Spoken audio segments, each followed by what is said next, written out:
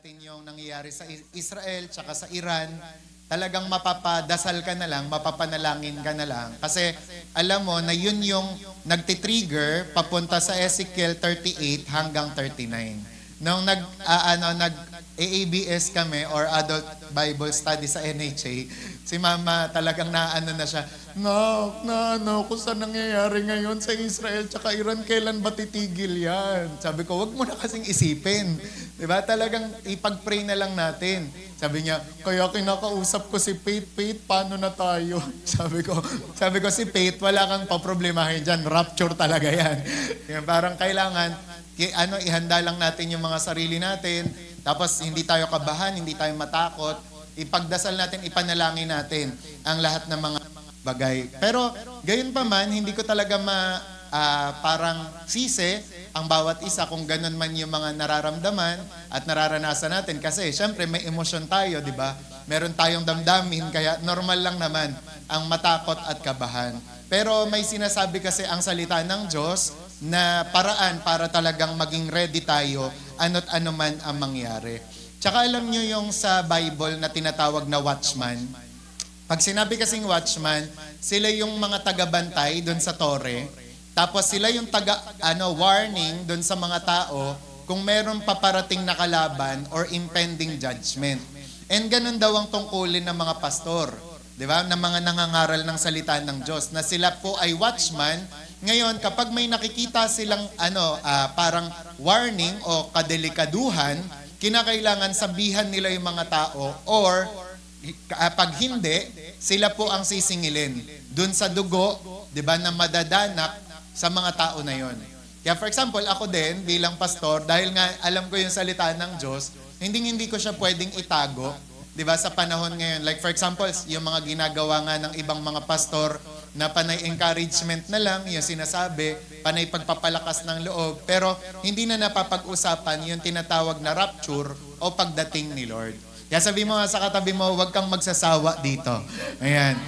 So, ngayon, ikaw man ay bago, ikaw man ay matagal na kay Lord, di ba? Ang gawin mo lang, baunin mo yung lahat ng matututunan mo ngayon. Maganda nga sana may kwaderno kayo o notebook kayo para ma-share nyo rin to sa iba. Tsaka yun nga, hanggat maaari maging tutok na tutok kayo, huwag mo na kayong makikipagdaldalan or kasi maganda tong pag-aaralan natin. Okay, ready na ba tayo? Okay, ready na? So, ang title po ng message natin for today ay 10 Rules and Wisdom for Surviving and Principles. Sabi na nga ba, magbabago yan eh. Canva ba yan? Kasi sa Telegram, nandun yung PowerPoint. Ayan, 10 Rules and Wisdom Principles for Surviving and Thriving at the End. So, medyo mahaba, pero ang pinaka sinasabi dyan, 10 rules at wisdom principle na katulong sa'yo para mag-survive at para mag-thrive hanggang dulo. Pag sinabing thrive, ano ibig sabihin ng thrive? Yung umasenso pa rin, magtagumpay, kahit anong mangyari at the end. And taas ang kamay ng gustong maligtas dito. Di ba? Kung mapapansin mo, halimbawa sila Bill Gates, sila yung Elon Musk, sino pa ba yung mga basta yung mga matataas na tao, ang ginagawa nila, gumagawa na sila ngayon ng bunker sa ilalim ng lupa. Yung tirahan na sa ilalim ng lupa. Tapos sa Israel, may ganun din sa Iran.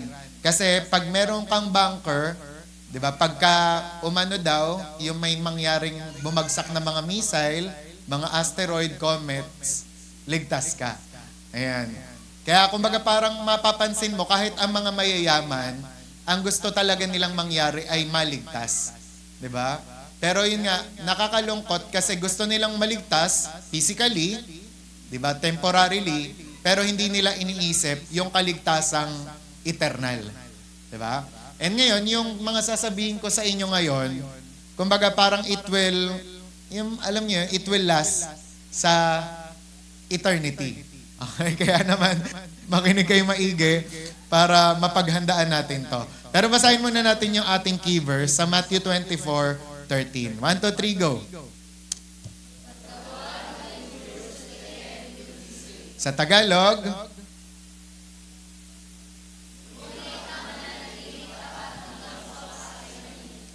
ngunit ang mananatiling tapat hanggang sa wakas ang siyang maliligtas. Sabi nyo nga tapat. Yan. Isa pa. Pag sinabing tapat, ano ibig sabihin nun? Yung kahit anong mangyari, nandiyan ka pa rin hanggang dulo. Okay? Kaya yun yung ang pinaka-tataan natin. And sabi nga, ang Bible daw ay napaka-clear na perilous times will come. Sa 2 Timothy 3:1. Sabi, we are not just called to survive, but to thrive with wisdom, boldness, and purpose. And today, we will look at 10 biblical rules and wisdom principles that will equip us to navigate the end times with victory. Okay, so kung gusto nyong maligtas hanggang dulo, mag-survive, di ba? At the end, ito po yung mga dapat nating gawin. Okay, number 1, buti nilang maayos. Number 1, stay rooted in the Word of God. Yan, sa Psalm 119 verse 105, sabi dyan, your word is a lamp to my feet and a light to my path.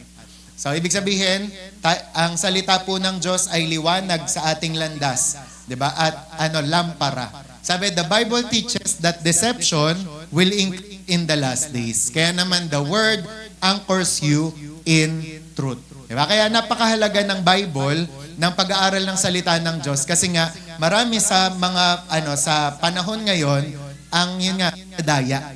Kaya kapag ikaw ay alam mo ang salita ng Diyos, rooted ka sa salita ng Diyos, ano mangyayari? Hindi ka po madadaya. Kaya naman hanggat maaari, yung mga Bible po natin, sa mga bago dyan, automatic binibigyan po kayo ng Bible. And gusto ko po sana, mabasa nyo po yun. Diba? So bago dumating po si Lord. Kasi alam nyo po, sa bansang China, meron doon kinulong na Kristiyano, tapos 15 years kulong. Pero kung bakit, paano siyang nakasurvive, kahit nakakulong siya, na-memorize niya kasi yung mga portion sa Bible. Kaya in 15 years, survive siya, hindi siya nakot, hindi siya nagpakamatay, kasi alam niya yung Bible. Kaya ang bawat isa, kung magiging rooted lang tayo sa salita ng Diyos, kakayanin natin na mag-survive hanggang dulo. Hindi tayo aatakihin sa puso, hindi tayo kakabahan bigla, hindi tayo yung tataas yung alta presyon, kasi alam natin ang salita ng Diyos. Amen? Kaya kung hindi mo pa nababasa yung Bible, panahon na para magbasa ng Bible. Okay? So, pangalawa naman, kaya dito ang application natin, sabi, start memorizing key scriptures. Sabi nga, have the word hidden in your heart. Itago mo sa puso mo yung salita ng Diyos para maging matatag ka. Okay? Pangalawa naman, develop a life of unbroken prayer. Gusto mo na thrive and survive in the last days? Sabi dyan, pray without ceasing. Kasi sabi nga, prayer is your lifeline.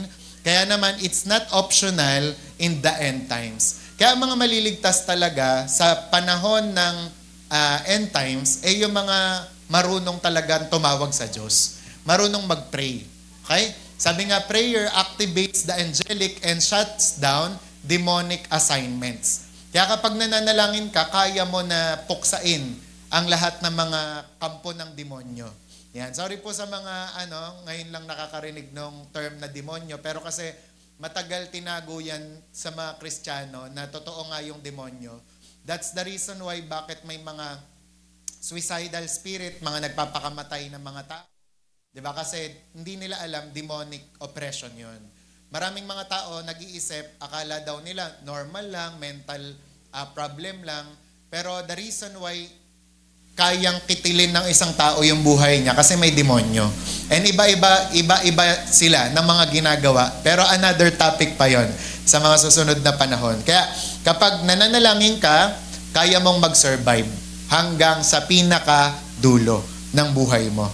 Kaya nung World War II, ewan ko kung sino mahilig po sa inyo manood ng mga movie na tungkol sa digmaan, may mapapansin kayo, yung bawat mga sundalo doon o bawat mga kampo, gumagawa sila ng mga trenches, kung tawagin, bangin. Tapos sa pamamagitan ng mga trenches na yon, nakakapag-communicate sila dun sa kanilang commander at sa kanilang mga kapwa, mga sundalo. And alam nyo ba, bakit yan yung ginawang illustration sa atin ngayon? Kasi ang prayer, siya ang parang trench natin in order for us to communicate yung ating commander. At sino yon? Walang iba kundi si Lord. Diba? Kaya kapag halimbawa, ikaw ay may pinapagawa si Lord sa'yo, or may inuutos siya, malalaman mo ang inuutos niya sa pamamagitan ng prayer. Diba? Kaya kapag nagpe-pray ka, yun, malaya kang gawin kung ano yung pinapagawa ni Lord. Tsaka, daily talaga, araw-araw, kailangan natin ng pangungusap ni Lord. Kaya mahalaga, wag natin puputulin ang ating prayer. May isa pang picture dyan. Ganyan yung mga itsura ng mga trenches. Tapos, kapag kasi may trenches, malaya silang gumalaw kung ano yung gagawin nila. Okay? Kaya sa buhay Kristiyano, di ba sabi nga, tayo po ay sundalo din. Kaya wag natin kakaligtaan ang prayer. Kinakabahan ka ba? Natatakot ka sa panahon ngayon? Baka ganito, baka ganyan yung mangyari. Ano ang kailangang mangyari, ang kailangan mong gawin ay manalangin. Okay? Mag-pray tayo. Okay? And then, kaya nga, ang application nito is, sabi, set fixed prayer times and also spontaneous prayers throughout the day. Yan. Kaya ang dapat nating gawin, ang dapat nating i-apply ngayon ay yung manalangin tayo. Kailangan may fixed time daw. For example, sa umaga, mananalangin ka mga 3, o kaya 4, o kaya 5 a.m. Doon lang naglalaro. Pero dapat naka-fix. Meron kang fix na devotion kay Lord. May fix ka na time, nakakausapin mo siya. Pastor, bakit hindi pwedeng yung busy na? Bakit hindi pwedeng 9 a.m. o kaya 10 a.m.? Kayo ang sumagot. Kasi kapag mga ganong oras na, busy na. Ang dami ng ginagawa. Naglalaba ka na, naghuhugas ka na ng plato, ang dami ng utos ni nanay. Kaya dapat, meron kang fix talaga. Nakakausapin mo si Lord. Yung malinaw mong maririnig sa heart mo, yung boses niya at makakapagbasa ka ng Bible. Tapos, sabi, magkaroon ka rin daw dapat ng spontaneous prayers throughout the day. Yan ang sinasabi ni Perry Stone na halimbawa, nililid ka ngayon ni Lord na mag-pray. Yung parang bigla-bigla ka na lang luluhod. Sa bahay namin, ganun ako. Yung parang bigla-bigla na lang papaalam mo kay Ate Mer, pe-pray lang ako dun sa sulok. Diba? Tapos magpe-pray ako. Tapos hindi ko alam, pero kada gagawin ko yon, merong mga kaakibat na blessing, parang ganon. Yung halimbawa, kaka-pray ko lang, tapos biglang may magchat-chat, Pastor, magsisimba daw si ganito, kaya pag-pray natin, praise God. Tapos o kaya naman, gagawin ko yung spontaneous prayer na yon, sabay may ting, gaganon sa GCash, you receive 1,000 pesos. Yung parang, you receive 2,000 pesos. Yung parang biglang may mga blessing agad. Kasi bakit? Si Lord, in order na makatanggap ka ng pagpapala, nililid ka rin niya na mag-pray para matanggap mo yung blessing na yon. Kaya wag niyong labanan, every time na na-urge kayo o nararamdaman nyo parang kailangan nyo mag-pray. Mag-pray talaga kayo. Kasi you never know, baka may blessing na pabarating, kailangan malabanan mo yung mga humahadlang para matanggap mo yon. Or else, iba ang makakatanggap ng ganon. Diba? May katuroang ganon sila benihin noon. Diba? Na kunwari, madaling araw, diba? Na, mga nagpe-prayan na. Ang mga masisipag talaga na mga angel na magdadala ng mga blessing ay yung mga angel na ang kanilang tao o ang kanilang commander, which is kayo, ay masipag mag-pray. Pero halimbawa, tatamad-tamad ka, tutulog-tulog ka ng madaling araw, yung blessing mo dapat, ibibigay na dun sa nag-pray. Naintindihan? Nai-gets nyo? Kasi in spiritual realm, hindi nyo lang talaga nauunawaan, tsaka napapag-aralan, merong mga ganon. Kaya nga, kahit yung mga matatalinong tao, ine-endorse nila yan eh. Kung meron kayong oras na mag-aaral kayo, madaling araw. Kung meron kayong oras na magbabasa kayo ng Bible, madaling araw. Kung meron kayong oras na dapat mag-pray, madaling araw. Kasi there's something dun sa madaling araw na ang bilis. Diba? Kaya si Jesus, pansinin nyo, nagpe-pray siya madaling araw. Sila Abraham, madaling araw. Sila Moses, madaling araw. Kaya dapat, inaano natin yon. Kanina, meron kaming pinag-uusapan ni Ate Mer regarding sa mga prayer natin. Kumbaga parang naiisip niya na hindi kasi ngayon mga night person na yung mga tao, which is sa akin, kailangan somehow pinapractice pa rin natin yung bagay na yon, na dapat maging morning person pa rin tayo, di ba? Nang sa gayon ay makatagpo natin si Lord. Okay? So yan, fix a prayer times or spontaneous prayers throughout the day. Number 3, yan, in order na mag-survive and thrive sa end times, discern the spirit behind the message. 1 John 4:1, test the spirits to see whether they are from God. Kasi bakit? Not every preacher, dream, or vision is from the Lord. The last days will include strong delusion. Sabi yan ng 2 Thessalonians 2:11. Ako bilang pastor, ang challenge sa amin, ang dilemma namin, ang struggle namin minsan, is marami na kaming mga kalaban. For example, kasi nauso na ang YouTube, nauso na ang Reels, nauso na ang TikTok. Ngayon, hindi ko naman minamasama yung mga preacher na napapakinggan ng mga tao dyan. Kaso ang malinaw lang kasi na sinasabi ng Bible sa 1 John 4:1 is test the spirits to see whether they are from God. Pag pinag-aralan nyo to, ang konteksto nito, dapat daw kapag merong mga nagtuturo sa inyo ng salita ng Diyos, i-test nyong maigi. I-check nyong maigi. That's the reason why, bukod sa nagkikinig kayo ng pangangaral, kailangan alam nyo rin to. Kailangan alam nyo rin yung Bible. Kasi marami sa mga tao ngayon ang nakukulto na. Marami ang mga namamali na. Diba? That's the reason why lagi naming pinapaalala, aralin nyo to. Aralin nyo to. Diba? Nang sa gayon, hindi po tayo maliko. Kasi halimbawa, kagaya nitong mga nasa picture, totoong buhay yan. Sabi, many are drawn into cults because of lack of discernment. Sinasabi, alam nyo ba, 6 ang Diyos. Ay talaga, 6. Amen, amen. Diba? Alam niyo ba, may Diyos Ama, Diyos Anak, Diyos Espiritu Santo, Diyos Ina, may Apo Diyos din. So, 5. Diba? Kaya paano kapag hindi mo alam yung Bible? Maniniwala ka na lang talaga. Diba? Pero kung may discernment ka, kagaya nga nung tinapi ko sa inyo nung nakaraan, nakikinig lang ako ng preaching ni Charles Stanley tsaka ni Billy Graham, maya-maya bigla akong nasabi, hindi sila to, kaboses nila. Pero hindi sila to. Yung pala, nung pinag-aralan namin, AI pala. Diba? Yung mga ginagamit na mga gusto lang maka-monetize, diba, ng channel, yung gusto lang kumita, ginagawa, yung preaching ni ganito, ang ginagamit na boses, isang prominenteng preacher. Pero pag chinek mo yung tinuturo, mali. Sipin nyo maigi, nagturo si Billy Graham na don't be kind to anyone. Parang support ko, hindi siya to. Diba? Kaya napakahalaga na nadidiscern natin ang mga bagay-bagay. Pag sinabing discernment, alam mo kung ano yung tama, alam mo yung mali. Alam mo yung totoo, alam mo yung peke. Okay? Naintindihan? Parang sa pera, sino dito sa inyo gustong mapeke sa pera? Di ba ayaw na ayaw nyo? How much more sa mga turo na naririnig natin?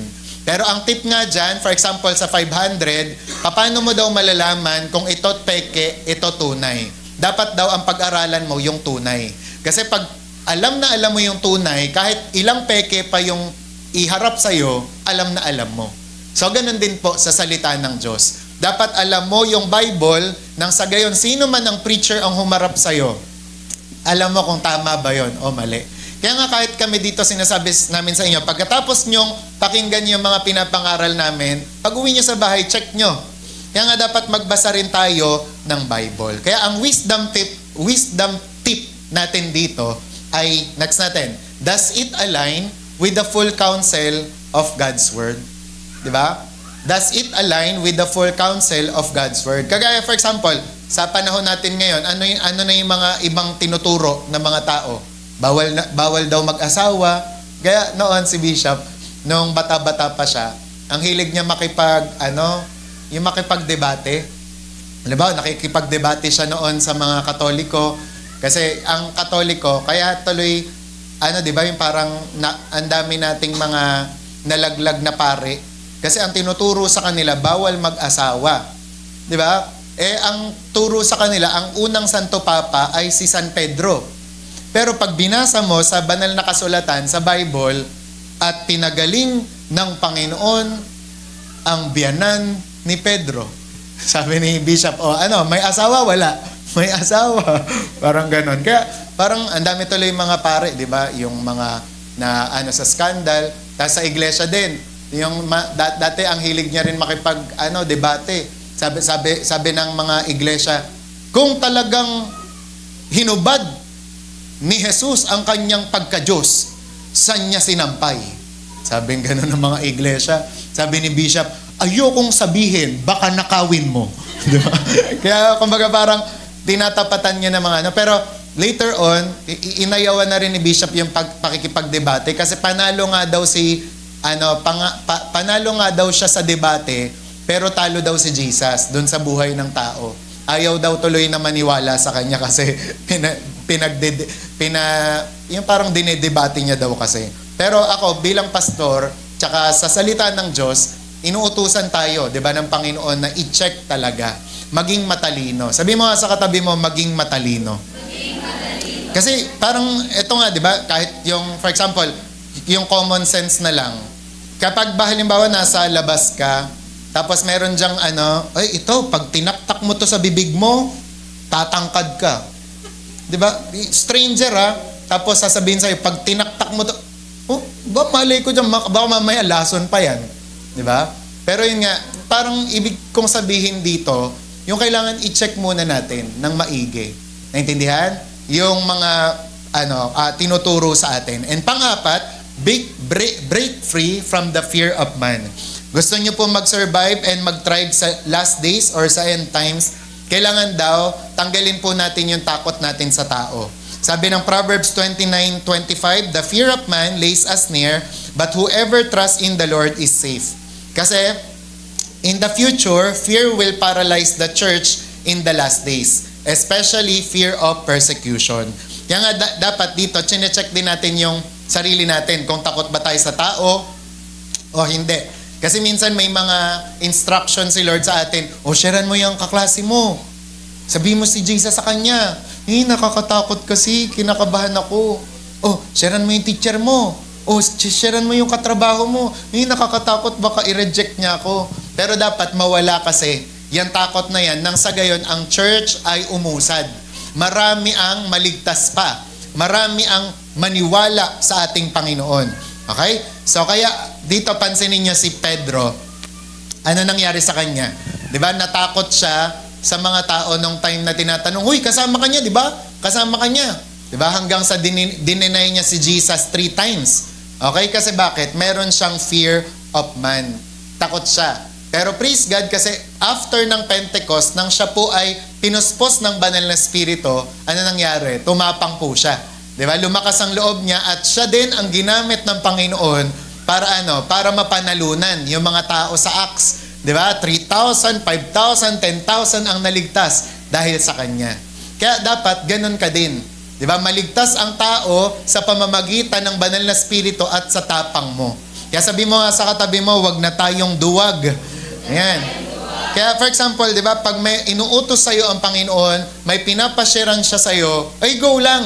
Kaya nga nakakatuwa yung isang napanalunan ko, na tutunan ko nung nakaraan kay David Hernandez. Kasi ako yung tao na parang medyo nag-aalangan pa.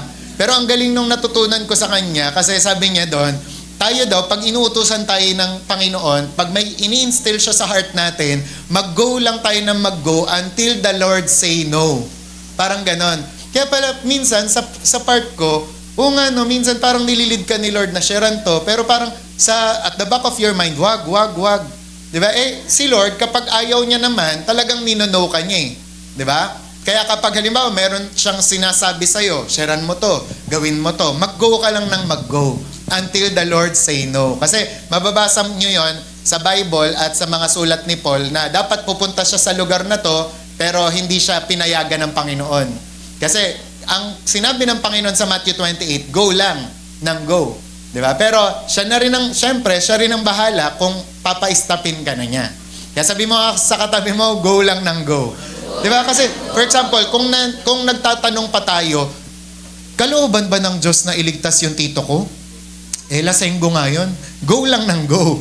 'Di ba? Kalooban ba ng Diyos yung maligtas yung lola ko? Bungangera nga yun. Go lang ng go. 'Di ba?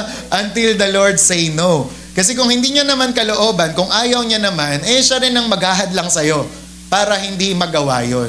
Pero, tatandaan natin, kung pinapangaral tayo ng salita ng Diyos, go lang ng go. Sabi nga, boldness comes from the Holy Spirit. Ask for it daily. Ako po talagang mahiyain akong tao, simula pa man. Diba? Ever since the world began. Mahiyain ako. Pero ano lang yung nagtanggal ng kahiya, yung hiya ko. Diba yung pagiging introvert? Kaya nga yung mga introvert natin dyan, kahit halimbawa, gamitan pa natin ng mga psychological na mga terms, pero talagang pag ikaw ay napuspos ng banal na spirito, tanggal talaga pag-i-introvert mo. Talagang kakapal, lalakas loob mo. Di ba? Minsan mapapansin niyo yun pag binasa niyo yung Samuel, Kings, di ba? Chronicles, kung paano ina-anoint ng Panginoon ang isang tao. Di ba? Tanggal talaga ang old self niya. Tanggal talaga yung mga kahinaan niya. Di ba? Si Jeremiah, Lord, utal-utal po ko. Si Moses, oh Lord, utal-utal po ko. Pero nawalang lahat nung ginamit na ni Lord. Kaya sabi mo sa katabi mo, wala kang excuse ngayon. Diba? Kasi pag ginamit ka ng Panginoon, ay magtutuloy-tuloy na yan. Diba? Kaya kanina pinapakinggan ko lang si Tita Lori magturo. Aba, tuloy-tuloy. Quiz. Diba? Tuloy-tuloy, ang galing. Tapos yung mga kunwari, yung mga babae natin dito, tsaka mga lalaki, akala mo, hindi makakapagsalita, akala mo mahinhin. Pag napuspos na talaga ng diba? Ang galing kasi hindi na kayo yun. Yun yung Holy Spirit na nililid ka nang sa gayon ay maligtas itong tao na to. Amen!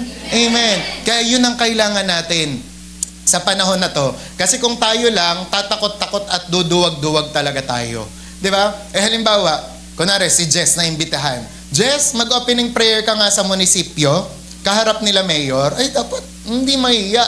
'Di ba? Kaya nga si Jedy nakakatawa, 'di ba? Pino siya ni Ate Abby. 'Di ba? Hindi kasi sanay mag-Tagalog, mag-Tagalog 'yon. 'Di ba? Talagang English ako magsalita. Pero for the sake na kasi dahil nga nasa MNHS, Lord, marami pong talagang formal na formal. 'Di ba? Pero ang galing kasi lumakas loob niya. Rin kasi 'yon, mahiyain. Lumakas loob niya kasi pray siya ng pray kay Lord. Lord, magpe-pray po ako sa harap ni Mayor, kaya sana po maging matapang po ako. Diba? Kaya si Ate Abby, proud na ba na mami? Pinopost na, minamay day pa, diba? So, gano'n. Kasi gano'n na nangyayari. Kaya sabi mo sa katabi mo, tanggal ang hiya mo, diba? Pag napuspos ka ng banal na spirito. Kasi kailangan dumami yung mga anak ng Diyos, dumami ang mga naniniwala sa Kanya. Ngayon, sa papanong paraan, kailangan ikaw magpagamit ka na. Di ba? Amen? Amen. Kaya di ba nakakatuwa? For example, yung nung nag-OBS tayo, ang challenge ko talaga sa mga tao, i-share nyo yung link na yan. Wala kayong gagawin, hindi kayo magsasalita, share nyo lang yung link na yan. Si Lord na bahala. Di ba? Kaya na-appreciate ko po yung mga nag-share ng link. Kasi sa pamamagitan nun, di ba, hindi ka nagsalita, share mo lang yung link. Makakarinig sila ng Word of God. And you never know paano silang babaguhin at itatouch ni Lord. Kaya sabi mo sa katabi mo, kilos na tayo. And then number 5, embrace God's prophetic calendar. Embrace God's prophetic calendar. Ayan, so medyo malalim lang muna to ha, pero pa natin, pakinggan pa natin ng maigi.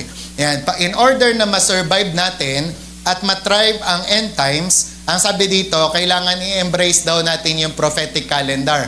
Ano yung prophetic calendar na yon? Yung mga nangyayari nga sa Israel. Okay? Sabi nga ng Ecclesiastes 3:1, for everything, there is a season. Kaya sabi nga, wise people and Christians emphasizes understanding the feast of the Lord and prophetic timelines. Alam niyo kung bakit? Kasi kapag kinonsider natin ang kalendaryo ng Diyos, anong mangyayari? Next natin. Sabi knowing the signs of the times, keep you alert.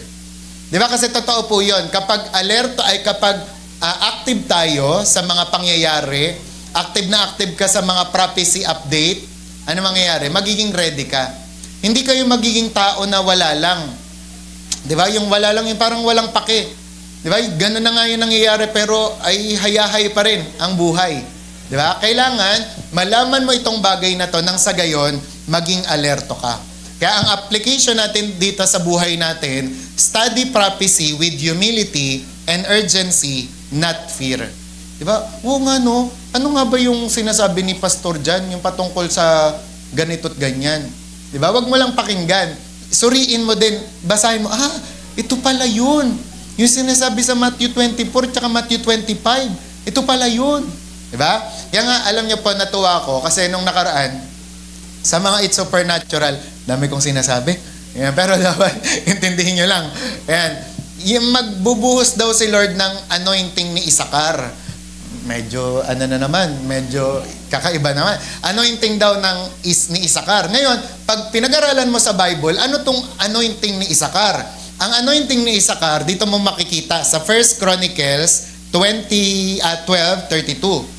Basahin natin maigi ha. Sabi, and of the children of Isakar, which were men that had understanding of the times to know what Israel ought to do. Ano daw yung mga children of Isakar? Sila daw yung magkakaroon ng understanding o pag-unawa sa mga bagay na darating. Okay? So, yung anointing ni Isakar pala is yung pagkaalam mo or knowledge mo ng mga nangyayari pa. Sa madaling salita, ito siya. Yung mga merong anointing daw ni Isakar is may discernment of the times. Sabi, the Isakar anointing gives the ability to understand the times and seasons, culturally, spiritually, politically, and prophetically. Kaya ang sample niyan, sila Perry Stone. Kaya lagi ko ang pinapakinggan sila Perry Stone, di ba? Sila Mark Blitz, sila Jonathan Kahn. Kasi sila yung mga may anointing sa ganon. Yung may mga anointing sa faith, sila Kenneth Hagin. Yung mga may anointing sa healing, sila Benny Hinn. Pinapakinggan ko rin yung mga sila Perry Stone kasi nga ganyan ang anointing nila. Yung nakaka-discern sila ng times and seasons ng mga nangyayari. Ibaon nyo lang po to habang pinapakinggan nyo. And then pangalawa, meron silang strategic wisdom. Sabi, Isakar people are solution-oriented. They have insight into what actions should be taken. Ang katagang yan ay doon nga sa verse na they knew what Israel ought to do. Diba? Kaya yung mga tao na may ganyan, alam nila. Diba? For example, si Prophet Sado, anong nakaraan ang dala niyang mensahe nung pumunta siya sa Pilipinas? Diba? Sabi, set your house in order. Kasi alam niya na nga, diba, na maraming mga senyales ang darating. Okay? Tapikin mo nga yung katabi mo, kaya mo pa ba? Ayan. Kayanin pa natin. And pangatlo, para sa atin to, understanding and interpretation. Yan. Ang mga may anointing ni Isakar ay nai-interpret nila. Nauunawaan nila kung ano yung nangyayari. Yung nangyayari pala ngayon sa Iran, yan yung sinasabi sa Ezekiel 38-39, yung Gog and Magog. Yung Iran pala, yan pala yung Persia noon. Tapos ito pa, yung na-interpret nila. And sabi, they are often seen as interpreters of the times, helping others understand God's will and how to align with it. Kadalasan sa mga yan, nagwa-warning talaga. Diba? O Gab, ayusin mo na buhay mo, magtino ka na, tanggalin mo na mga addiction mo, malapit nang dumating si Lord. Ganon yung mga may anointing na ganyan. Kaya dapat hindi tayo nagagalit sa mga ganong tao kasi nagbababala lang sila. Ibig sabihin, may something sila na nakikita. Nung time nga daw na bago pa mangyari yung COVID-19, bago pa mag-pandemic, na vision na pala ni Perry Stone yun, na magkakaroon daw ng mga empty buildings tsaka empty streets. Dati, iniisip niya lang, paano mangyayari yun? Nung nangyari yung COVID-19, nakita niya in reality. Diba? Na, yun pala yung nakita ko sa vision na empty yung buildings tsaka empty yung streets kasi nga lockdown. Diba? So may mga tao, diba, na gano'n, na pinapakitaan, pinapaunawaan ng Panginoon ng sa gayon, mag-benefit tayo. Pag binasa nyo pa yung 1 Corinthians 12, 13, 14, mababasa nyo doon na may mga iba't ibang gifts na binibigay sa church. At ngayon, binigay yun ng Panginoon in order na ang church ay ma-edify, ma-equip, maihanda. Di ba? Hindi para mabida. Uy, nakakakita ng vision. Uy, nakakapanaginip. Ang galing, propeta, sambahin yan. Hindi. Di ba? Kaya may mga ganong tao is para yung church ay ma-equip, para mahanda. Sabi mo sa katabi mo, para mahanda. Di ba? Para ma-prepare. Nang sa gayon, tayo po ay hindi mabibigla pag dumating si Lord dito. Diba? Sa atin. Kaya nga, ako, pagdating ng oras, pagdating ng panahon ng rapture, wala talaga akong utang sa inyo. Kahit araw-arawin pa natin, prayer meeting, OBS service, ko sabihin to sa inyo. Kasi ito ang... Kasi sabi ko, nagpe-pray talaga ako kay Lord. Sabi ko, Lord, ano bang i-message ko? Kasi ganito at ganyan, ganyan, ganyan. Sabi ng Panginoon sa akin, i-message mo kung ano talaga yung kailangan. Kung ano talaga yung dapat. Hindi yung magaling lang o maganda sa kanilang pandinig. I-message mo talaga kung ano yung kailangan. Amen? Naintindihan? Yung parang sa gamot, di ba? Yung inumin mo ang pait kasi. Pero kasi para sa'yo yan. Naintindihan? So, yun. And then next naman natin, sila yung may mga servanthood and stability. O, makinig kayo maigi. Yung meron daw mga anointing ni Isakar, meron daw silang espiritu na mapaglingkod, stable. Sabi nyo nga, stable.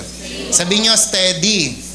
Diba? Ibig sabihin napipirme. Ibig sabihin hindi nayayanig. Sabi dyan, they are a strong, hardworking, and committed to service. Sabi, this represents the gift of diligence, carrying burdens with faithfulness. Kaya makinig maigi. Kaya madalas ito, nakikita talaga sa mga pastor, tsaka sa mga leader, tsaka sa mga Kristiyano na mga seryoso kay Lord, sa mga nakaka-discern ng times. Diba? Kasi nga naman, kaya sila nagiging hardworking, nagpapaka-strong, nagpapaka-committed sa service kasi alam nila, may paparating. Alam nila na malapit nang dumating si Lord. Kaya yung mga may anointing ni Isakar, kahit mahirap na yan, kahit burden pa, kahit mabigat na, meron silang kakayahan na i-carry yung burden. Di ba bakit? Kasi merong ganon, nakatawagan si Lord sa kanila. Kaya pansinin nyo, yung mga tao talaga na mahilig mag-aral ng rapture, yung excited sa pagdating ng Panginoon, sila talaga yung committed. Kahit ano mangyari, nandyan sila. Amen? Naintindihan? Amen? Sabi mo sa katabi mo, yanigin mo yung katabi mo, kaya mo yan. Ayan. Okay? Kaya yan yung mga anointing ni Isakar. Kaya dapat ine-embrace natin yung God's prophetic calendar. Huwag niya natin sasabihin, ay, pinapag-aralan na nila pastor yung mga Hudyo, yung mga peace, ay kulto na ata kami. Mali. Diba? Kasi lahat ng mga dinidig natin sa salita ng Diyos, ay merong purpose yan. Bakit pinapaalam ni Lord? Kaya, alimbawa, nahuli ka man, ngayon mo lang to na unawaan, mag-backread ka na lang. Di ba? So, mag-ano ka na lang. Yung Bible, basahin mo na lang para nang sa gayon, makasunod tayo. Okay? So, again, babagalan ko ulit. Yan, para makasabay tayong lahat. Ngayon, nung nakaraan, meron lang akong pinagdadaanan kasi nung nakaraan sa Katarungan, nakasalubong ko si Gento. Tapos nung nakita ko may ganito, ganyan. Parang naisip ko yung, yung parang, ano bang kalagayan ngayon ng mga, umaalis kay Lord, tumatalikod sa church, ganyan. Tapos, yun nga yung parang biglang, ito yung kaligtasan nila, biglang binitawan na. Tapos, nasa pagbabasa kasi ko ng mga parables, di ba, nung mga nakaraan. Tapos laging paulit-ulit sa isip ko yung share ko na yan sa adults namin. Paulit-ulit sa isip ko yung wise and foolish servant, wise and foolish virgins, wise and foolish builder, ganon-ganon. Tapos napaisip ako, bakit nga ba tinatawag na wise yung mga wise, tapos foolish yung mga foolish? So ito, sabayan niyo ako kung bakit nga tinawag silang mga ganon. Ang sinampol ko dito yung wise virgins. Sino, taas kamay nang nakabasa na ng wise virgins, wise and foolish virgins. Sila yung, diba, ang nangyari, nag-aantay sila sabay-sabay doon sa lalaking ikakasal. Ngayon lahat sila nakaidlip. Tapos ngayon, nung gumising sila, narinig na nila na andyan na yung groom, kaya naman humaripas na sila ng takbo. Yung 5 mga babae, nag-iilaw pa rin yung kanilang lampara kasi may reserba silang oil. At samantalang yung 5 mga babae, wala nang ilaw yung kanilang lampara kasi hindi sila naghanda. And ngayon, sabi nila dun sa mga 5 na matatalino, uy, pero naman pautang naman ng oil para merong kaming ilaw pa rin dito sa aming mga lampara. Sabi ng mga matatalino, ay wag na, bawal kasi baka hindi enough sa amin to. Mabuti pa bumili na lang kayo. Kaya ang nangyari sa mga foolish, bumili sa tindahan ng oil para praise na lang. Tapos ngayon, pagbalik nila, sarado na. Diba? Cut off na. Hindi na pwedeng pumasok. Katok na sila ng katok, pero hindi na sila pinagbuksan. Okay? And that's the end of the story. Hindi sila nakapasok. Yung wise lang. Ngayon, sino ang nagke-claim doon in Jesus name, wise tayo. Taas kamay. Tayo yung mga makakapasok. Sino dito gusto maging foolish? Yung hindi makakapasok. Ayaw natin, no? So pag-aralan natin, bakit tinawag na wise ang wise virgins? Nagmamadali na ako para matapos natin to bago mag 12:00. Ayan. Bakit tinawag na wise ang mga wise? Kaya alerto na tayo. Unang-una, kasi may paghahanda silang ginawa. Ang matatalino ay nagdala ng langis sa kanilang sisidlan kasama ng kanilang mga ilawan. Verse 4, mababasa natin yon. Ano ibig sabihin nun? May paghahanda silang ginawa. May reserba. Okay? Sabi, hindi lang sila basta may dalang ilawan, may dagdag silang langis. Kaya di ba, sinasabi ko sa inyo nung nakaraan, hindi lang pwedeng enough sa Christian life. Kailangan nag-overflow ka. Nang sa gayon, mag-share ka man sa iba, ay overflowing ka pa rin. Meron ka pa rin. Okay? So, and sabi nga, ang matalinong Kristiyano ay laging handa spiritually. Hindi lang nakasindi sa simula, kundi may sustansyang panloob. Ano yan? Holy Spirit, panalangin at salita ng Diyos para sa mahabang paglalakbay. Kasi alam mo na ang Christian life, journey yan. Kaya dapat lagi kang may baon. Ano yon? Holy Spirit, pananalangin, di ba? At salita ng Diyos. Kaya naman, dapat, kagaya nila, may paghahanda tayong ginagawa. Hindi ka lang basta-basta, ito lang. Di ba? Kailangan overflowing ka. Pangalawa, may pagkakakilala sila sa urgency ng panahon. Alam nilang maaaring matagalan ang pagdating ng groom, kaya sila nag-anticipate. Kaya, di ba, pag binasa niyo yung Bible, kailan darating si Jesus? Malapit na. Kailan ang pagbabalik ng Panginoon? Malapit na. Laging soon. At ngayon, ano yung salitang malapit na? Anong pinapahiwatig nun? Mag-ready ka. Kaya nga hindi nag-set ang Panginoon ng taon. Sa 2050 ako darating. Bakit? Kasi pag nag-set ng time ang Panginoon, hindi talaga magre-ready ang mga tao. Magre-ready sila 2049 na. Diba? Hindi magbubuhay banal ang mga tao. Kaya niya, hindi sinet yon para nang sa gayon, lagi tayong maging handa. Okay? And sabi nga, ang matalino ay hindi nag-aaksaya ng oras. Lagi silang gising sa spiritual na realidad. Hindi sila nagbabakasyon spiritually. Lagi silang nagbabantay. Okay? So may pagkilala sa urgency ng panahon. And then pangatlo, may sariling pananagutan sila sa kanilang kabanalan. Sabi, verse 9, hindi namin kayo mapapahiram, baka kapusin kami. Ibig sabihin nito, may mga sari-sariling mga kaligtasan ang mga matatalino. Sabi, hindi nila hinahayaang ang ibang tao ang mag-supply ng langis para sa kanila. Kaya dito, makinig kayo maigi. Ang mga matatalino pala na birhen o virgin, ang mga matatalinong Kristiyano, hindi asa sa tao. Okay? May sarili tayong takot sa Diyos, pagmamahal sa Diyos. Hindi pwede na ang magsusupply sa'yo, leading servant mo. Hindi pwedeng ang magsusupply sa'yo, pastor mo lang. Kailangan may sarili kang basa ng Bible, may sarili kang prayer, pag-uwi, may sarili kang relasyon sa Panginoon. Kaya nga dito tayo kinakatok ni Lord. Hindi pwedeng isisi mo lang lahat.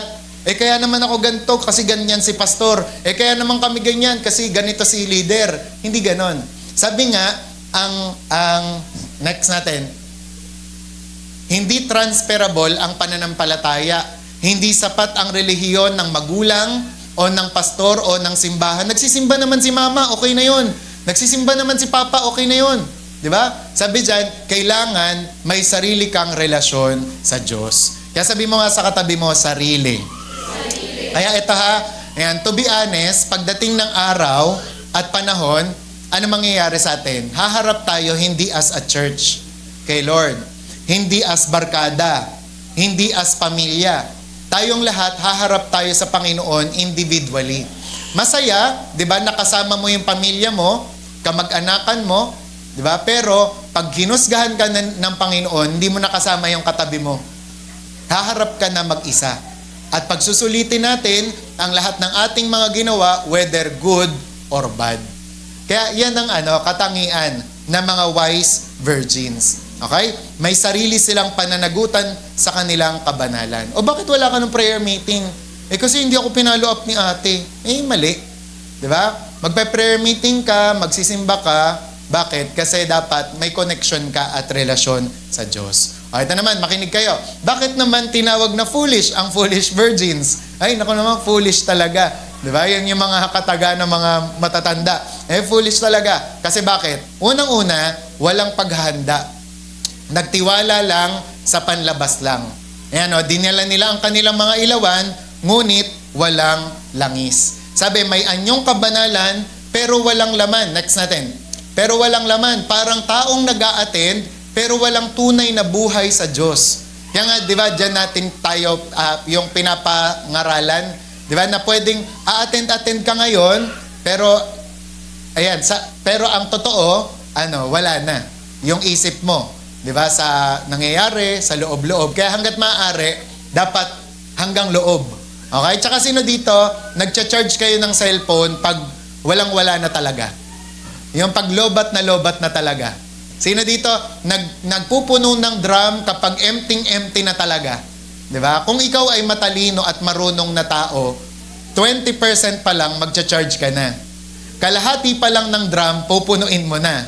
Kasi baka mamaya mo, mag-announce ang Maynilad, walang tubig mamaya, di wala kayong pambuhos. Diba? May pupuntahan ka palang malayo, nagkayayaan kayo mga kaibigan, magtatagaytay kayo, lobat ka na pala. Hindi ka tuloy makapagpaalam sa nanay mo na nasa Tagaytay ka. Kaya dapat, lagi kang nagcha-charge. Ganon din sa spiritual na buhay. Kung gusto mong ayaw mong matawag na foolish o mangmang, ay mag-charge ka spiritually. Amen?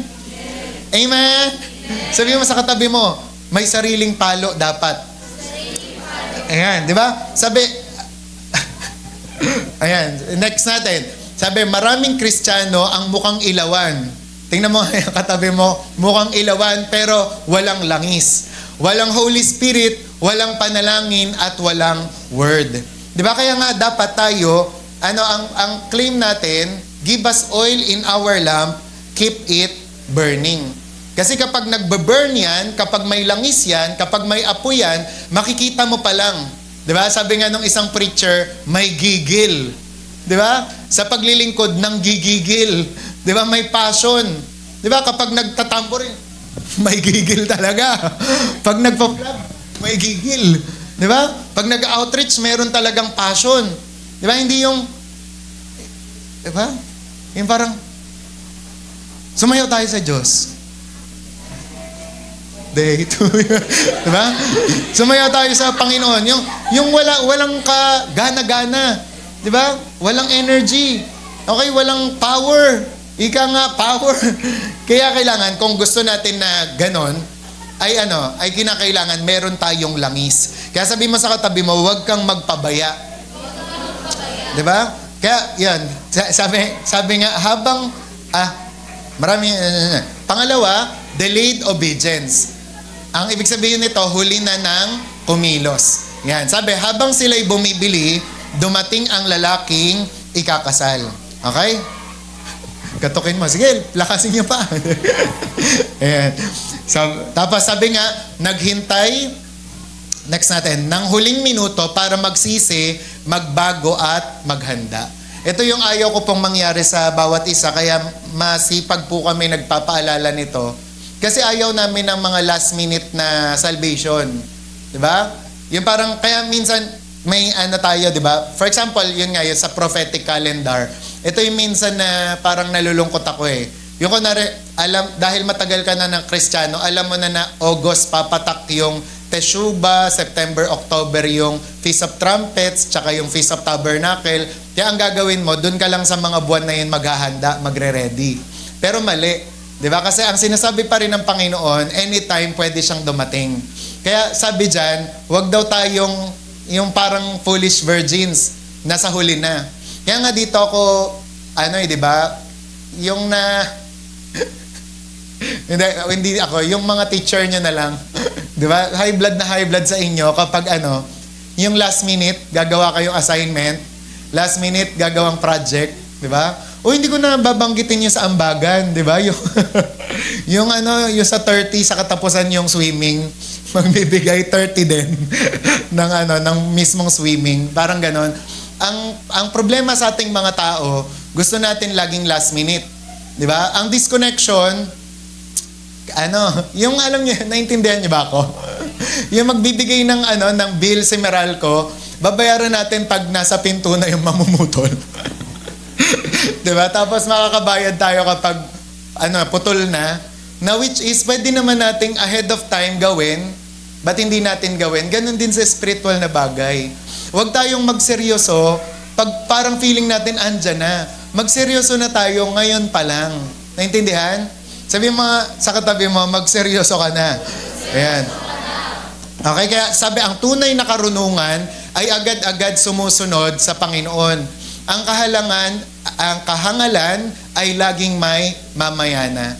Taas ng kamay po dito ng magulang, tas gusto nyo yung anak nyo, susunod mamayana. Taas kamay, ayaw, di ba? Gusto natin, kapag inutusan tayo, gusto ng magulang, pag inutusan, ngayon na. Di ba? So, tayo, ganun din. Ang delayed obedience ay still disobedience. Kaya foolish sila kasi delayed na sila nung kumilos. Huli na ng kumilos. Okay? Kaya nga, pangatlo naman, bakit sila foolish? Kasi naiwan sila. Hindi nakapasok sa kaharian. At ang sinabi ng verse 10, at isinara ang pinto. Diyan sa mga verses at chapter na yan ang pinakamalungkot na kataga. At isinara ang pinto. Pagka binalikan nyo yung Noah's Ark, isa rin yun sa pinakamalungkot na kataga. At isinara ng Diyos ang pintuan ng arko. Alam nyo mga kapatid, wag na natin intayin na dumating yung time, isara ng Diyos ang pintuan ng kaligtasan sa atin. Kailangan, kung naririnig mo ang tinig na to, ang warning na to, di ba, urgent ka nang sumunod sa Panginoon. Hindi aksidente na panay ginaganto tayo ng Panginoon. Tanungin niyo si Miko, ang tema talaga natin ngayong John is about worship. Yun ang sinabi ko sa kanya, kaya panay worship ang lineup natin. Pero bakit panay second coming rapture ang pinag-aaralan natin ngayong buwan? Kasi obvious na obvious. Di ba? Kayo nga, pag tinanong kayo, Ina, masasabi mo bang uulan ngayon? Opo, kasi madilim mo, maya-maya, kaya magdadala na akong payong. Sinasabi ng Panginoon, bakit sa spiritual na bagay, hindi natin i-apply yun? Di ba? Kayong mga tao, sabi niya, alam nyo kung kailan uulan. Alam nyo kung kailan magtataglagas. Bakit hindi nyo i-predict ang susunod, di ba? Ang mga mangyayari sa spiritual na bagay. And kaya ko sinasabi to kasi gusto ko kayong maging matalino at huwag maging mangmang. Kaya sabi mo sa katabi mo, gusto ka ni Lord maging matalino. Yan. Kaya umano ka na, 'di ba? Yung kumilos ka na. At sabi nga, ang kahangalan nila ay hindi lang dahil kulang ang langis, kundi hindi nila binigyang halaga ang oportunidad. 'Di ba? Yung opportunity napakahalaga kasi niyan eh. Pag pinalagpas mo yan, ay wala na. Diba? And then pangatlo, ang hindi paghahanda ngayon ay maaaring maging dahilan ng walang hanggang pagsisisi. Okay? And pang-anim, guard your heart against bitterness. Gusto niyo pong makapag-survive and thrive sa last days, iwasan po nating maging bitter. Sabi, see to it that no bitter root grows up to cause trouble. Sabi, in the end, betrayal will be common among believers. Pag sinabing bitterness kasi, 'di ba, yung namuong galit, 'di ba? Una muna 'yan, makinig kayo maigi. Una muna talaga yung patampo-tampo. 'Di ba? Nagtampo ka kasi hindi ka dinalaw, nagtampo ka hindi ka binati ng birthday mo, nagtampo ka dahil ganito yung ginawa sa iyo. Tapos susunod, galit na 'yan, susunod bitter na 'yan. Huwag niyo daw pong hahayaan na ma-fall tayo sa ganon. Kasi nakakita ko ng ganyan sa 10 taon kong pagpapastor, magi-11. Tas 18 years kong pagiging Kristiyano. Na yung mga taong bitter talaga, hindi nagpapatawad agad. Ang hirap nung salita ng Diyos na pumasok sa buhay at sa puso nila. Ang hirap magbunga. Kasi kailangan merong tanggalin. Di ba? Kaya naman, in-encourage tayo ng Panginoon na yung parang get rid of all bitterness. Sampulan na lang natin si Jim Elliot, di ba? Nung nag-missionary siya, maganda naman ang kanyang intention, pero pinatay pa siya nung tribo na yon. Pero anong ginawa ng asawa niya? Dun pa rin pumunta. At ginawa ng mabuti yung tribo na yon, kaya napanalunan sila. Anong matututunan natin sa lesson na yon? Hindi sila naging bitter. Kahit masama ang ginawa nila kay Jim Elliot, hindi nila piniling maging bitter. Pwedeng ang gawin ng asawa ni Jim Elliot, isunog lahat yan. Yung mga tao na yan, sunugin yung isla na yan. Di ba? Grabe yung ginawa nila sa asawa ko. Di ba? At ito, latest lang, di ba? Yung kay Peter Tanchin naman, next natin, yung sa Tony Talks. Tinanong siya dyan, hindi ka ba nag-file ng case doon sa 7 ng rape sa anak mo? Sabi ni Peter Tanchin, sabi kasi ng Panginoon sa akin, don't take revenge. Trust me. Diba? And to make the long story short, ginamit ang pamilya nila, ginamit si Joy Mendoza para diba, mangaral sa mga babae na ganun din yung pinagdaanan. And some of us, diba, ginanto lang tayo, hindi lang ginawa sa atin tong ganto. Yung tampo na yon, yung parang nag-uudyok na sa atin para maging bitter. Yung mga tao nga na to, diba? Pinili nilang magpatawad. Naalala ko rin noon habang nagpe-pray din ako si Bishop Paul, isa rin siyang sample sa mga diba, sa mga yung alam niyo yung andaming mga pastor na tinraidor siya, pero mababalitaan niyo binibigyan niyang sapatos, binibigyan niyang damit. Sinasabi nung iba sa kanya, ginagawan pa rin ng mabuti yan, ganito na nga ginawa sa'yo. Diba? Kasi para sa kanya, hindi siya para gumante, hindi siya para maging bitter. Makinig sa lahat ng mga leader na nandito, pag binasa niyo yung John Maxwell, pag binasa natin yung mga book tungkol sa leadership, di ba yun ang sinasabi? Imposibleng maglingkod ka sa Panginoon, imposibleng maging leader ka, imposibleng maging Kristiyano ka habang buhay kung hindi ka mapagpatawad. Kasi in the long run, ang dami talagang sasakit sa puso mo. In the long run, ang daming mga mangdidismaya sa'yo. Kaya dapat pinapractice mo yung virtue ng forgiveness. Amen? Lalo na pag nag-asawa ka.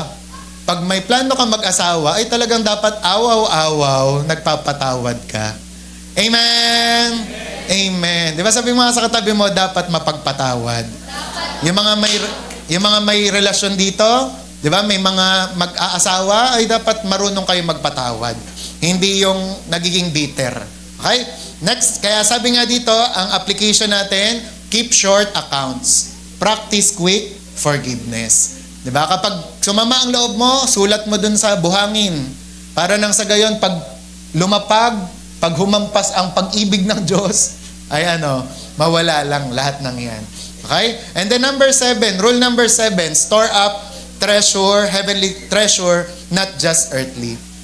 Matthew 6:19-20, do not store up for yourselves treasures on earth, but store up treasures in heaven. Kasi meron tayong economic instability sa mundo na to. And it is a part of the end times. Basahin niyo sa Revelation 6:5-6. Kaya those who trust in money will collapse when systems do. Sino sa inyo, grabe mag-ipon sa mga bangko, sa mga GCash, sabay pag pinag-o-offering,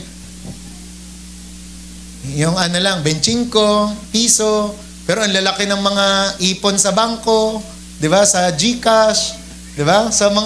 Sabi dyan, kailangan daw pagtuunan natin ng atensyon, mag-store up ng treasure sa langit. Kaya ang application nito, sabi dyan, give generously. Invest in missions. Help the needy. That's the eternal investment. Taas ang kamay ng gustong magkamansyon sa langit. Amen? Ayan, sabi, maging mapagbigay daw tayo. Huwag tayong maging kuripot.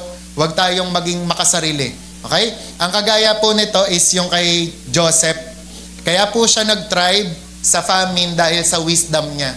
Marunong po siyang gumamit ng mga treasure na binibigay sa kanya ng Panginoon. Kaya hindi sila nagkulang. Taas ang kamay ng gusto, hindi magkulang sa end times. Yan. So, maging mapagbigay tayo. And naalala ko nga si Joseph, dahil sa kanyang wisdom, sa kanyang earthly treasure or heavenly treasure, di ba, nadamay nito ang kanyang pamilya. Kaya kung tayo gusto natin hindi magutom ang pamilya natin, kailangan mag-invest tayo eternally. Okay, number 8, malapit na. Stay connected to the remnant. Yan. Ang remnant, ibig sabihin nito is yung mga natirang mga tapat, natirang faithful. Makinig kayo maigi. Sabi ng Hebrews 10:25, not giving up meeting together, and all the more as you see the day approaching. Bakit kaya pinag-utos yan ng Panginoon? Kasi isolation is dangerous. The remnant needs each other. Kaya alam nyo, yung mga mahilig mag-fellowship, palatandaan yun na humble sila. Kasi ibig sabihin nun, pinaparating nila na hindi ko kayang mag-isa. Pero yung ayaw sa fellowship, yung ayaw ng sumama sa fellowship, yun na, kumbaga parang delikado na yun. Bakit? Kasi sabi nga ng Bible, hindi daw natin kayang mag-isa. Kaya natuwa ako kasi isipin nyo to, sabi, Elijah thought he was alone, but God had 7,000. Ganon din sa panahon ngayon. Alam nyo ang rason bakit yung iba tumatalikod na kay Lord? Kasi akala nila konti na lang yung Kristiyano. Konti na lang yung mga anak ng Diyos. Konti na lang yung mga tapat. Pero nandito po ako sa inyo para sabihin, marami pa po, di ba, na mga lingkod ng Diyos ang mga tapat. Madalas ang napapansin natin sa mga telebisyon, skandal ng isang pastor na nagkasala. Pero hindi nyo naririnig kung ilang libong pastor ang mga tapat na naglilingkod sa Diyos na hindi binabalita ng media na dapat di ba, i-imitate, dapat sundan, di ba, ang kanilang pananampalataya. Minsan tayo, ang nakikita lang natin, si brother ganto na tumalikod. Si sister ganto na nag-backslide, kaya magba-backslide na rin ako. Pero hindi mo napapansin yung katabi mo nananatili, di ba? Kahit hanggang ngayon, di ba, na andyan. Kaya sabi mo nga sa katabi mo, dapat mag-focus ka sa positive. Amen. Amen. Pasensya na kayo kung nabubulunan na kayo. Kaya kailangan nyo to bago mag-rapture. Ayan. So, stay connected to the remnant. Ibig sabihin, akala mo lang kokonti na yung mga Kristiyano, pero hindi. Sa buong mundo, ang daming mga nagtitiwala, dumedepende, nananampalataya sa Diyos. Amen? Amen. Kaya maniwala ka pa rin kay Jesus. Kaya sa underground churches, sa China, sa mga communist na lugar, nagtatribe yung mga underground churches doon. Alam niyo kung bakit?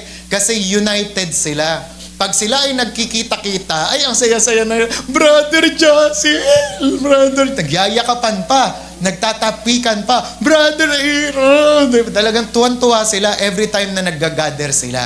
Yan naman, ganun dapat ang ibalik natin sa ating meeting, sa ating mga pagtitipon, na kinakailangan kumunik ka dyan sa katabi mo, kumunik ka dyan sa mga remnant ng Panginoon. Amen? Kaya ang application nito, join a spirit-filled truth preaching church. Be faithful in gathering. Kasi ganito yan. Sa mga ayaw o tamad po na magsimba, sa gusto online lang, makinig po kayo maigi. Pero sa mga malalayo, kasi may Google Meet po tayo. Pero sa mga malalayo, paano mong mapapractice yung love one another, forgive one another, pray for one another, bear one another's burden kung halimbawa nasa bahay ka lang. Halimbawa, nag-online ka lang. Di ba? Ngayon, mapapractice mo yung love one another kapag sumasama ka. Kaya sabi mo nga sa katabi mo, sama ka na. Yan yung sinasabi dyan. Tsaka wag na tayong maglokohan. Kapag nasa bahay talaga kayo, pag nag-Google Meet kayo, hindi kayo focus, pustahan tayo. May iba diyan nag-Google Meet nga naghuhugas ng plato. 'Di ba? Kaya hindi buong-buo yung attention. Nag-Google Meet nga pero naglalaba. 'Di ba? Sasabihin niya, "Pastor, sasamba naman din ako," pero ang totoo, mamamalansya. 'Di ba? Kaya hangga't maaari, kung may oras pa tayo, di ba? Join a spirit-filled, truth preaching church and be faithful in gathering. Sabi mo sa katabi mo, sama ka lagi. Ayan. So ito na, malapit na tayo. Rule number 9, expect supernatural protection and provision. Mag-amen kayo? Amen. Mag-hallelujah? Hallelujah. Di ba? Kasi sinong gustong mapahamak? Sinong gustong, walang makain? Wala naman, di ba? Gusto natin may makain tayo kahit hanggang end times. Gusto natin kahit ganito na yung nangyayari sa mundo, proteksyonan tayo ni Lord. Sabi dyan, mag-expect tayo. Kasi pangako po yan ni Lord. Psalm 91 verse 7, 1,000 may fall at your side. Mamamatay sila. Lahat. Pero, but it shall not come near you. Di ba? Darating ang mga pighati. Darating ang mga delikadong mga pangyayari. Pero in Jesus' name, hindi sila lalapit sa'yo. Lalong-lalo na kapag pinagpe-pray mo lagi yung pamilya mo. Kaya araw-araw po talaga, pag-pray po natin yung mga pamilya natin. Isa-isahin natin sila. Amen? Di ba? Pag-pray natin yung mga pamilya natin. Yung Sescar family, yung Moreno. Kung kilala mo lahat. Di ba? Lord, kunwari, si Tita Lori, Lord, pag-pray ko po sa'yo si Arnel. Pag-pray ko po sa'yo si Dave. Pag-pray ko po sa'yo si Empoy, si Dexter, si Boninay, si Nanay, at itong mga kamag-anak namin. Lord, ng mga Di Castro compound, pinag-pray ko po sa'yo. Cover them with your blood. Na ano't ano man ang mangyari, wag silang mapasama, wag silang Di ba? Mapahamak in Jesus' name. Lord, hindi ko po mababantayan si Dave, pero ikaw mababantayan mo siya in Jesus' name. Ganon. Di ba? Kasi minsan, hindi talaga, wala tayong CCTV for life or sa kahit saan para makita ang ating mga mahal sa buhay. Pero, paano natin silang mapoproteksyonan sa pamamagitan ng prayer? Amen? Amen. Okay? Kaya sabi nga dyan, ano ang application nito sa buhay natin? Mag-tithes daw tayo, mag-obey, and walk righteously. Ba't naman, pastor, nadama yung tithes? Kasi naalala niyo yung Malakay 3:10, kapag nagta-tithes daw tayo, yung protection ng Diyos, ibibigay niya, ilalagay niya sa atin. Di ba? Pero yun nga, kapag kinakalimutan natin yan, nagkakaroon ng right, ng legal right yung kaaway para pag nakawan tayo, sirain buhay natin, di ba?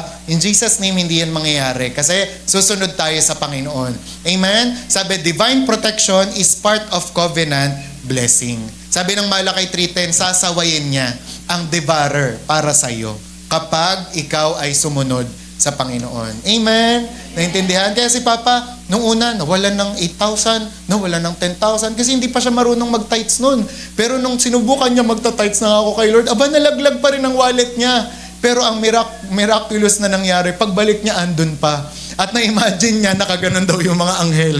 Diba? Sa wallet niya, kaya walang nakakita. Diba? Kasi 2 times may nakakita. Ay, bonus. Bonus ito, diba? Binulsa na.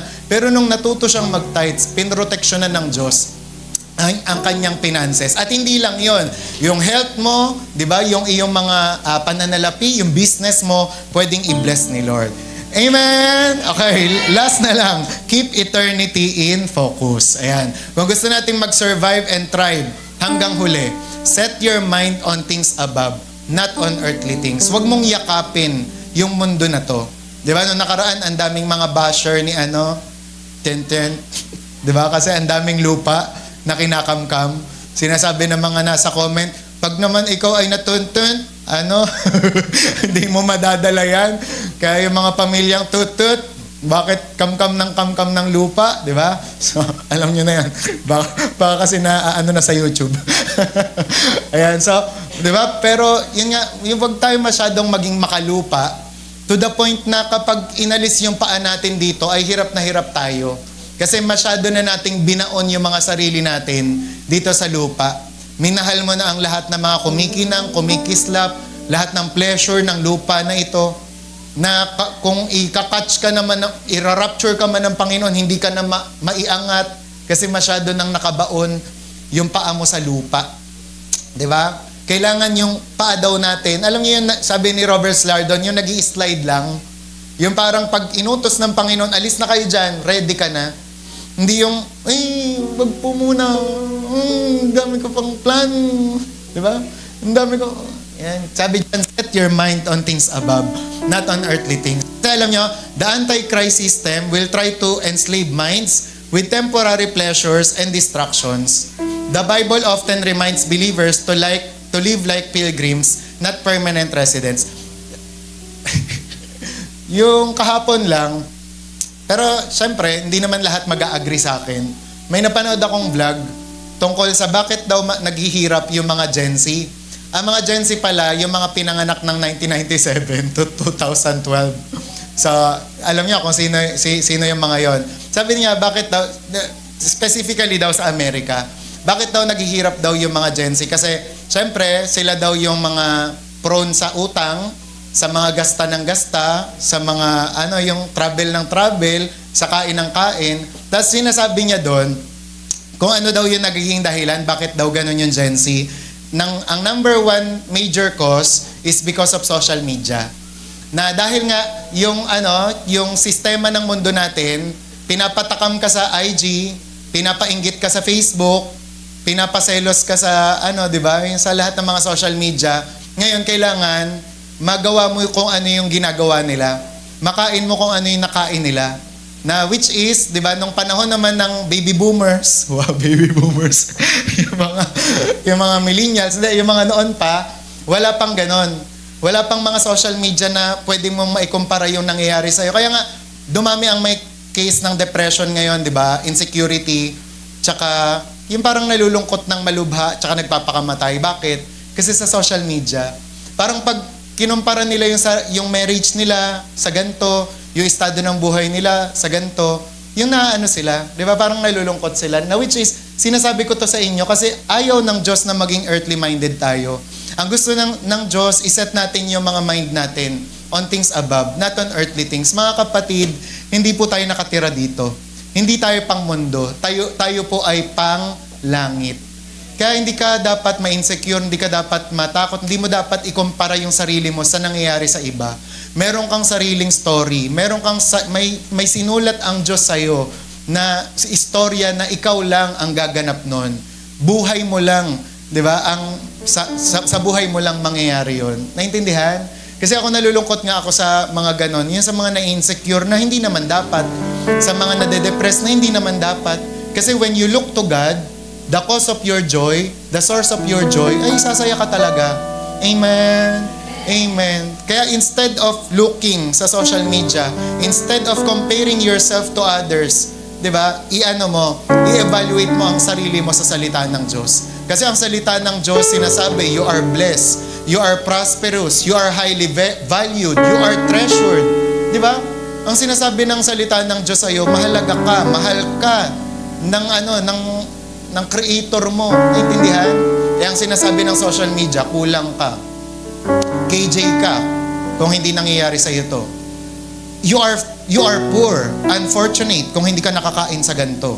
'Di ba? Itong milk tea na to, it costs 500 pesos. So you are poor if you don't drink it. 'Di ba? Itong sapatos na to, 20,000 to. So isa kang dukha kung tig 200 lang 'yan. 'Di ba? Parang ganon ang sinasabi ng mundo. Pero sinasabi ng Diyos, set your mind on things above, not on earthly things. Kaya di ba sabi ng Bible, kapag pinas-forward nyo pa dun sa Timothy, sabihin nyo sa mga mayayaman na wag silang magtiwala sa sarili nilang yaman. Di ba? Kundi yung gamitin nila yung yaman nila para sa Panginoon. Naintindihan? Kasi set your mind on things above, not on earthly things. Kaya yung anti-Christ system, delikado talaga yan kapag ikaw ay nadali niyan.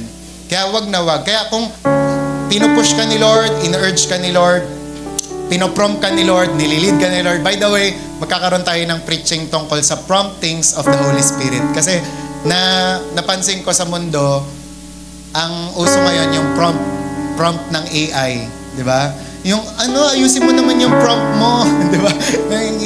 Yung prompt. Pero originally, yung prompt talaga is sa Holy Spirit yon.